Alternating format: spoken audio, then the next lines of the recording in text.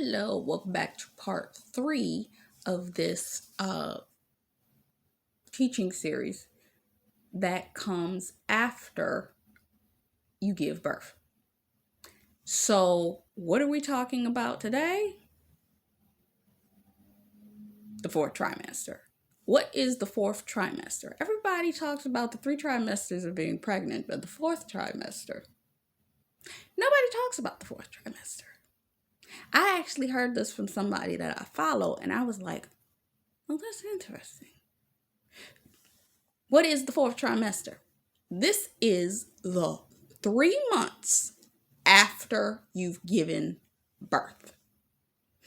Now, we talked a little bit about the healing process that you go through, that 6 weeks of healing, so on and so forth, but let's dig into the emotional strain that a woman goes through emotionally, physically, so on and so forth.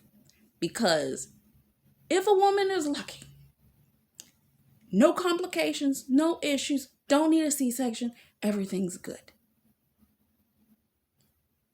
If she lucky, I pray to be the lucky one. If she blessed, I pray to be that person. You have one child, you push it out the way you were supposed to, all you get is a little bit of soreness in that stomach, and then you can still move around, you can still walk around, you can still do. But if you don't, you still gonna have to deal with, you're gonna be dealing with your discharges for that 6 weeks. So that first 6 weeks, you're dealing with emotional strain on the body of having to consistently remain cleaning an area that is constantly damp and wet with bacteria and all of this. In a business, there's things that are going to consistently need to be dealt with that are little blind spots, things that need to be patched, things that in the beginning, because you're finding a rhythm of how to deal with the thing that you just developed, okay? Then the pregnant woman is also dealing with the fact that she's dealing with emotional stress, because the physical discharging of stuff that is coming out of her body is happening at a rapid rate that she's hormonally imbalanced, because when that placenta was taken out of her, it had a lot of emotional stuff that was in that, and the things that she may not have been feeling or dealing with, they come up like that. Think about a woman, and to my ladies that have been on their periods, you know how when you get that one period that you can't deal with people, and you emotional, and you just, that's how you're gonna be for the whole six weeks to 3 months, because your body's rebalancing after having gone through that trauma of that baby coming out of you. Same thing with a business. Now that you've had the business, you've developed the business is out there, you got to deal with that 3-month adjustment period to getting a balance between the thing that you just developed, the thing that you just birthed, your personal life, what needs to happen with your personal life while you are balancing that business. You may be working longer nights during that season, meaning you may have been working 8-hour days during the time before that thing was birthed, but now that it is birthed, guess what? You work in 10, 15, 16-hour days. And you just coming home and crashing because it needs your attention. Notice that when a woman gives birth, she has to now take care of these children. They need to be fed every 2 to 3 hours. until they get on a schedule that they don't want food that much. So you are now feeding them every 4 hours. You understand what I'm saying? That there's a different level of adjustment. And you don't have to feed them like you were feeding them when they first came out. They go from 2 hours or 3 hours to 4 hours. I don't know if you ever go to 5, but yeah, and then you have to balance out their meals. What are you feeding them? Are you feeding them correctly? Are you feeding them nourishing foods? Are you feeding them that Gerber baby food, or are you blending the food yourself? What are you doing? How is this going to be done? Are you making bottles, or are you pumping? What is it that and these are all the things that you're going to be doing as a new mother. If you're pumping, that means you constantly have to continually, you're either feeding them or you're pumping, because they're going to be hungry by the time you finish pumping anyway. Some women, they don't have high levels of milk production, so they have to take a supplement.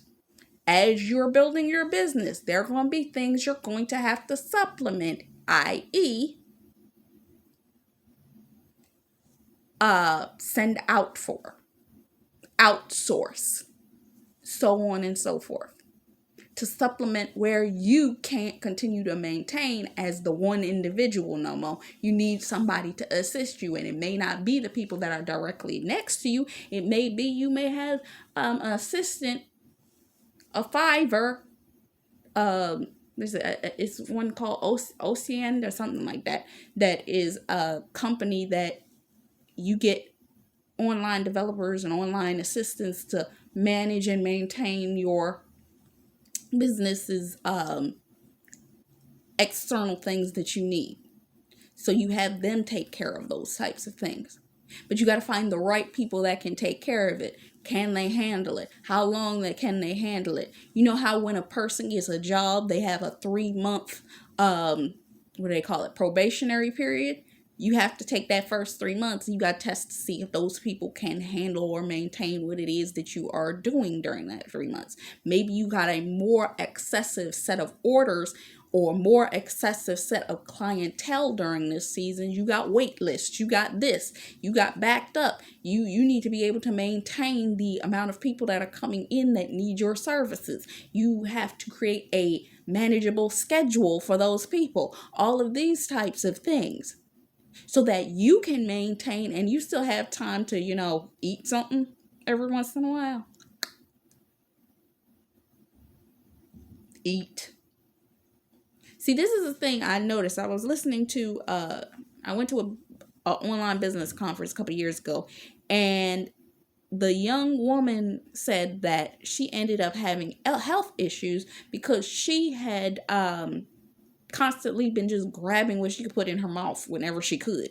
Meaning, if she ended up going in her pantry and grabbing a handful of chocolate chips, then that was what she was going to eat that day. Because she was so busy working, but wasn't dealing with the stress of what she was developing. You understand what I'm saying? And us, as we females that give birth to a child, sometimes, depending on if you give birth to one child or multiples, and for some of y'all, when you develop a business, you have a conglomerate of products that are all coming out at the same time. What would you mean? Okay, I'm a cook. I like to cook. Okay, so because I like to cook, if I was going to come out with products, you got a line of products. So that means you've got pots, pans, all of these kinds of things that need to come out. You need to make sure that you have your units. You have the depth, the breadth, and all of this of that unit. The stock, the amount that needs to be sold. Make sure that you have a certain amount of units that you get for every season of that thing, so on and so forth. And then on top of that, maybe you're selling, so if you're cooking, you might have a cookbook that you came out with that pattern with that line of dishware. And maybe you have food products that are in the frozen section of a store that are ready to make. You know, for me, I'm vegan. Your Beyond Meats, your types of things that will go as sides dishes to what it is. Or maybe you have something like a Plated, where you have a delivery service that delivers food packages, recipe cards, all these kinds of things. All that stuff's coming out simultaneously, line in line with itself. Multiple products all at once. You're giving birth to multiple things at the same time. They all in line with each other, so that when the person sets up there, you ever go on Amazon and you notice that when you buy one thing, let's say you bought, we talking about pots and pans, you bought a pot today, and the first thing that you notice is Amazon then suggests maybe you want to buy this pan, or maybe you want to buy this NutriBullet blender, or maybe you want to buy, because it's in alignment with what it is. So you came out with multiple products because you know that when the person sees that one product, they're going to want to buy the other parts of that set. And so it's somebody that I follow right now. She came out with a vitamin line. So a person's not going to want to just buy one vitamin. Maybe they want to buy all 4 of them. Multiple births at the same time. You're birthing multiple products at the same time. So you got to tend to that. You have to have an automation to deal with that. If you know that you have an audience that you cultivated and prepped prior to, that's what the 9 months was for prior, that you were cultivating your audience and developing connection and community for. You now got to feed them that product, that service. Maybe you're a coach and you don't operate on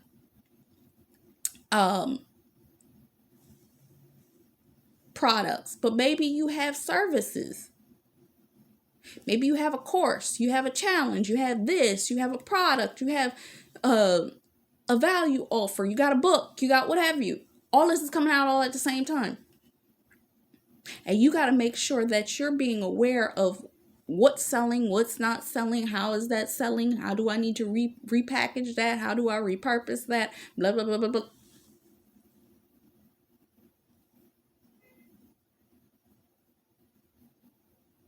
You understand what I'm saying?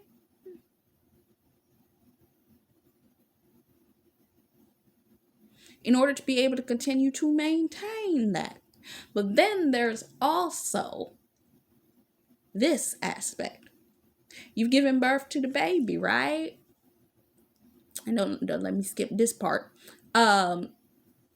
Communication. You have to be able to communicate. When a woman gives birth to a child, her husband doesn't exactly know what her body is going through. She has to be able to communicate that sensibly to her spouse, while also trying to deal with the fact that maybe one of y'all kids are a screamer. I remember I was watching a video on YouTube, and it was like the person had 3 babies. I think it was 2 girls and a boy or whatever it was. And the other 2, chill, they good, they fine, they awesome.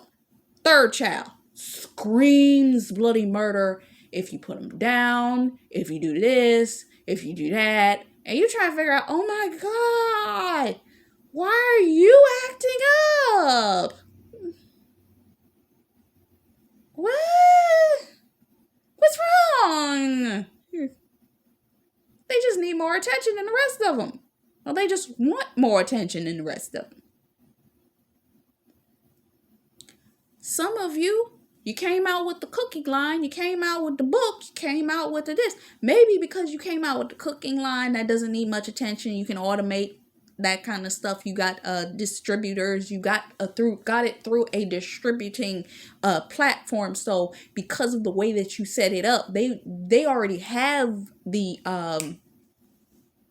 product. All you need for them to do is distribute it when the orders come in. So that's under control. You got that product. Then you got the blender, or you got the whatever other products that are side products to that. But you got a book.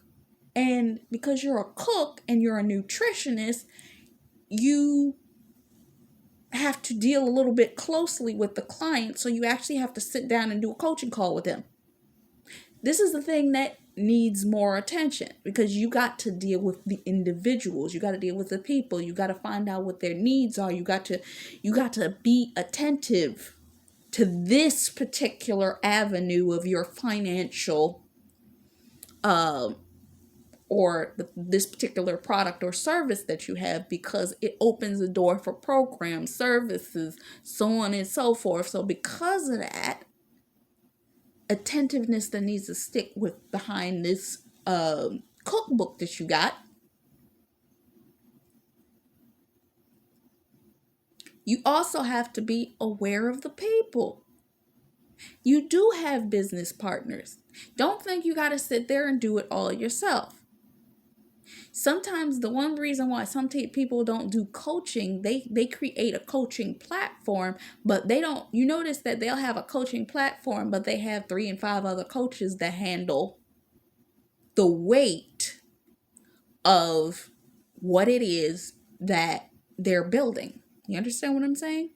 So because they have another set of coaches, they might be the face of the brand, but they got 3 and 5 coaches. That's who's coaching the people.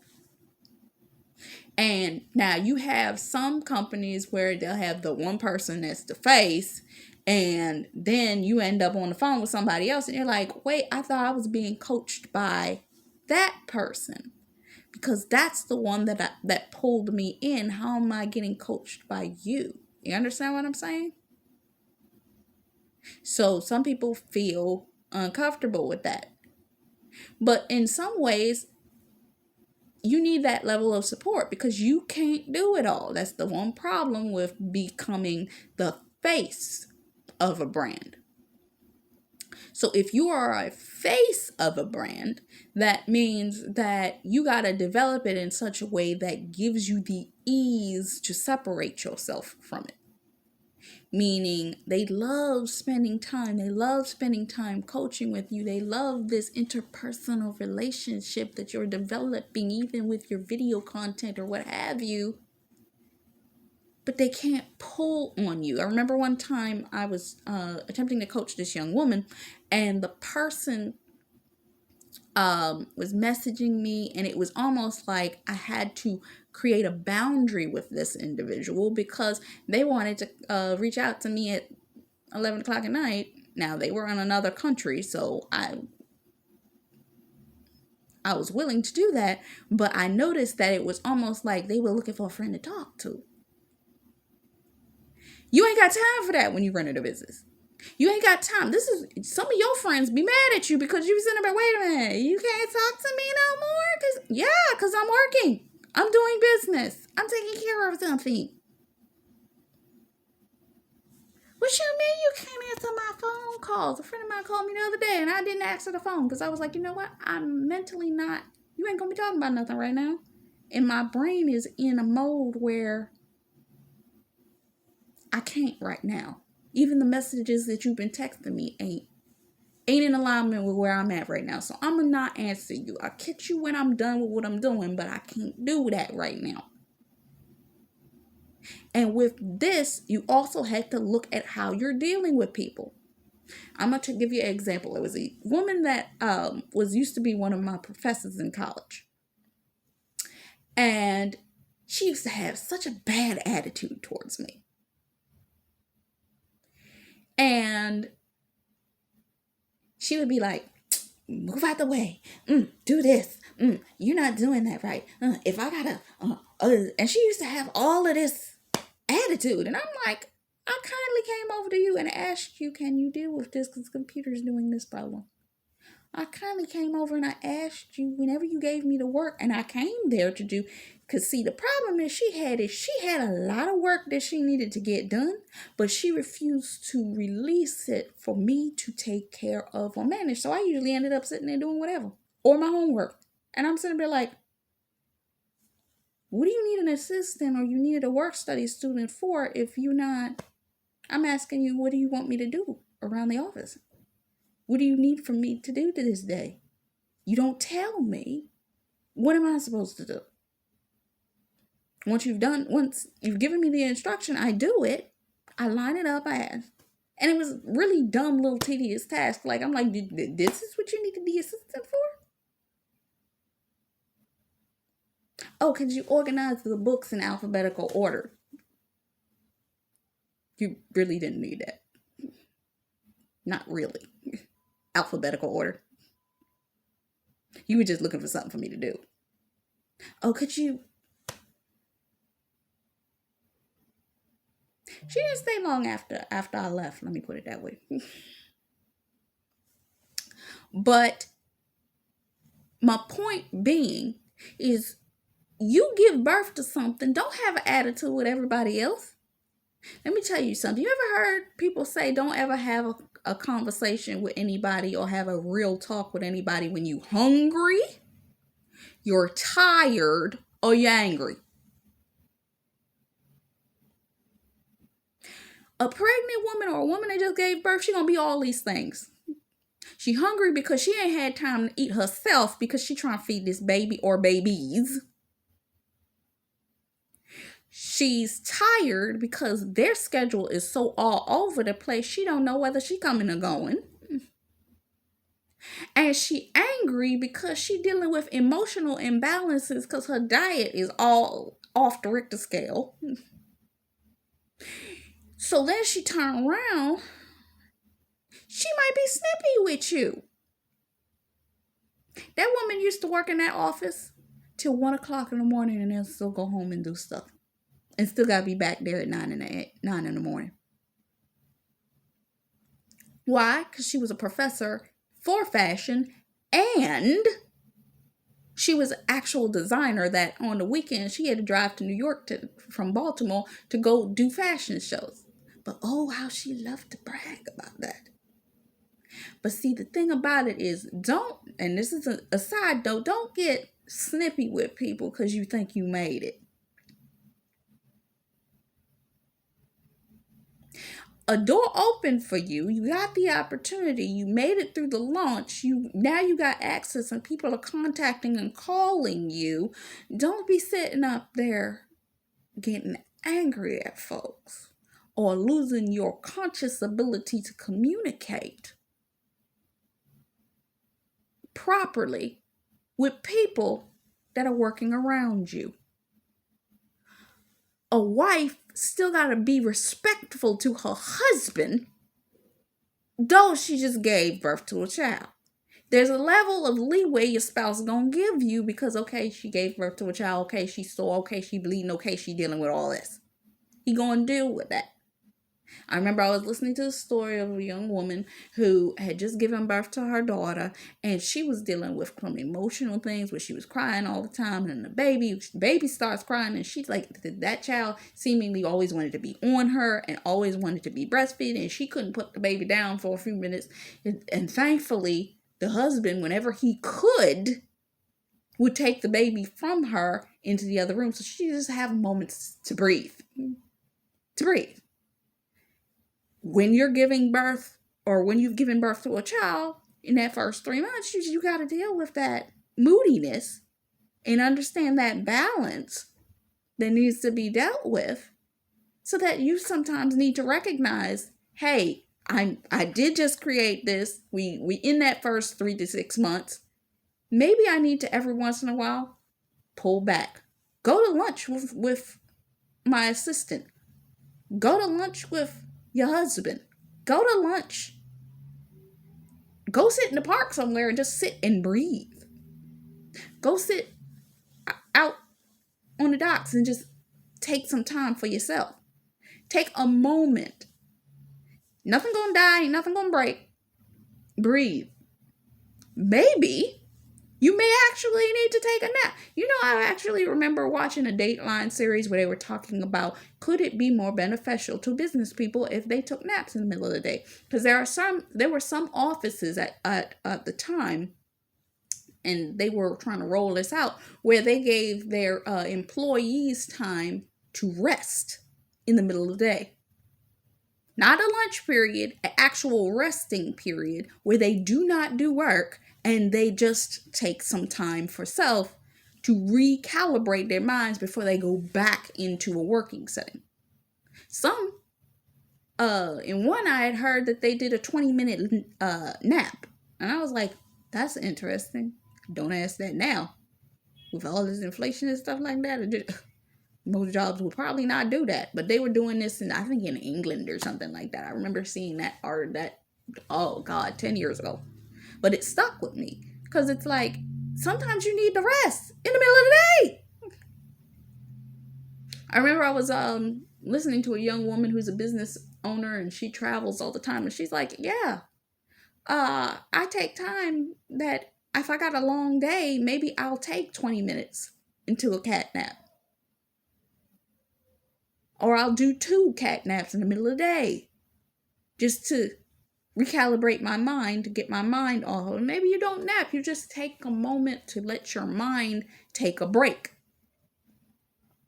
The other day I was working on something, and I worked from 10 in the morning to about 1:30, and I noticed my mind was getting distracted, so I knew that my mind needed a break because I'd been staring at a screen for 3 or 4 hours. Giving yourself that time to break because you're mentally exhausted. And that also helps if now for the anger thing, let me tell you something. This is something that I do. Get you some fresh cilantro. You can get the dried, you can get the fresh. Go directly to the store, get you some fresh cilantro, dip it into, you get one of them, your water that you're supposed to drink on a daily basis. Get you one of them tall bottles. You're supposed to get 64 ounces, get the 64-ounce bottle. Put that cilantro in that water. And I tell you, if you had mood swing the second that thing hits you, it's like, oh, euphoric experience. So when it comes down to it, these are things that you learn. So that's how you deal with the emotional imbalances. Next, understanding the baby's needs. I think I'm going to go into this in the next one, and I'm going to come back. So I'll be right back. Until next time, bye-bye.